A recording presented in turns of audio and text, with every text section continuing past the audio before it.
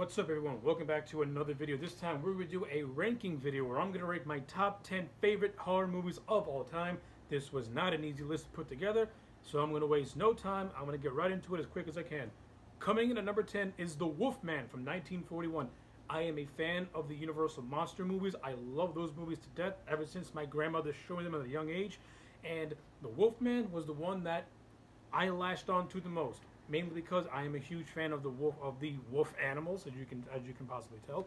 But The Wolfman as a movie, it's got that perfect, good old school B cheesy horror vibe to it, and it's just a good movie in general. And the makeup effects by Jack Pierce in that film are outstanding. Lon Chaney as the Wolfman and as Larry Talbot is outstanding, great performance, and a great movie all in all. It's got that cheese value when you watch it from a hindsight of eyes. But it's just a good, rich movie that's full of atmosphere and really solid acting. Coming in at number 9 is Friday the 13th Part 6, Jason Lives. It's only fitting that my all-time favorite Friday the 13th movie appears on this list. I think Part 6 is one of the best Friday the 13th movies ever made. It just has a cool, fun vibe to it, and you can tell that this movie is out to have fun. And it's it's self-referential. It's almost like a parody of a Friday the 13th movie, but it does not make Jason into a joke. It actually makes Jason cool. This was the first movie that gave us zombie Jason. And the Alice Cooper soundtrack is always a plus with me. First time hearing Alice Cooper was because of Part 6, Friday, Jason Lives. So can't hate it. I love it. Coming in at number 8 is An American Werewolf in London. I love An American Werewolf in London. I think this movie is outstanding. John Landis did a fantastic job at bringing back the werewolf genre, especially with this movie. It's got that good amount of comedy and horror, and you have solid performances all throughout. And I like seeing the evolution, the de-evolution of David Naughton's character of David. We see him as a normal guy, and then as the movie progresses, his sanity slowly starts to deteriorate. And I thought John Landis handled it brilliantly. Coming at number 7, and this is going to get a lot of hate from a lot of people, is John Carpenter's Halloween. That's right. Over the years, I've seen a lot of horror movies that, to me, they outdo Halloween in every way, shape, or form. I still love the original Halloween movie, but I'm not going to put it in a top 5 or a number 1 spot when I have movies that I like more than Halloween itself. But Halloween has to be in a top 10 list no matter what. This was the movie that pretty much jump-started the slasher genre. This was the big break that the slasher genre needed in order to be a serious player in the movie business and in the horror genre itself and the revitalization of horror. And Halloween was the movie to do that. And it gave us the iconic, the pop culture icon, if you will, in Michael Myers. So yeah, I cannot hate. It's hard to hate on Halloween. It's a brilliant movie all throughout. From atmosphere to score to the direction, fantastic. Coming at number 6 is Wes Craven's New Nightmare. I think New Nightmare is the epitome is the best Nightmare movie out of the entire franchise, because New Nightmare was the first movie to do the self-referential gig before Scream would come along 2 years ago. Now, of course, New Nightmare, for what it wasn't really received well. Well, it was received well, but no one really understood what it was.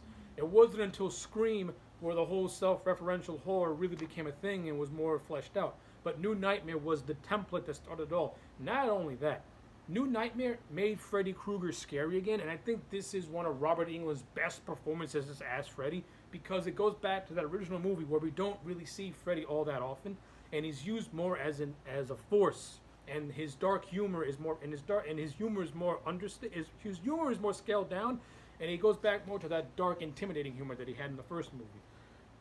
And not only that, I think New Nightmare has just a more interesting story to it. I think Heather Langenkamp does a great job as the lead, playing a fictionalized version of herself.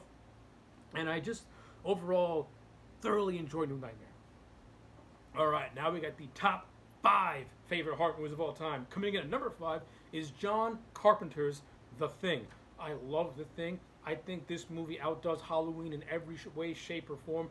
The Thing, to me, is that perfect balance of atmospheric horror and gory horror. And Carpenter, he never overdoes it with the gore, but even when even when the gore does show up, you still have that atmosphere and the ambiance, the claustrophobia, and the paranoia that John Carpenter creates with The Thing is outstanding.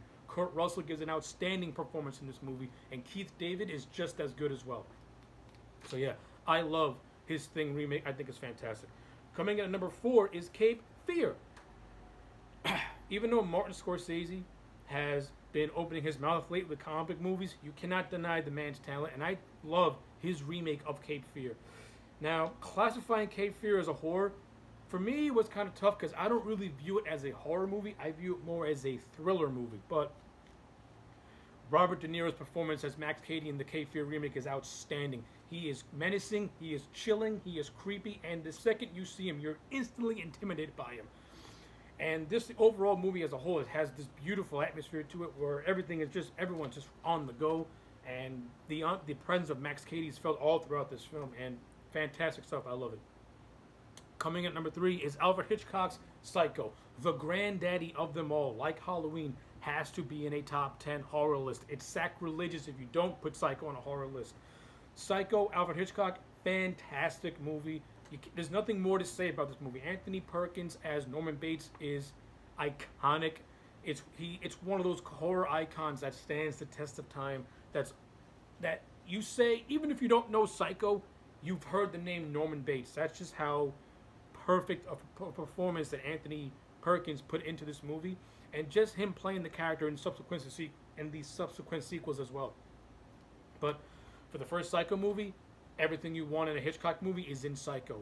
Atmosphere, suspense, horror, what you name it, Psycho's got everything. Love it, love it, love it, love it.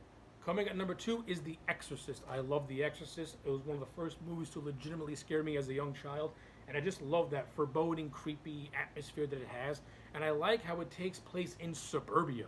You know, it just doesn't take place in a Gothic castle on a hill. It takes place right across the street. You can walk by a house and say, I knew a girl who lived in that house who was possessed by the devil. That's what makes The Exorcist creepy, is because it brings the horror to suburbia. It brings the horror to a town near you. And that's what gives it that extra oomph. Love The Exorcist.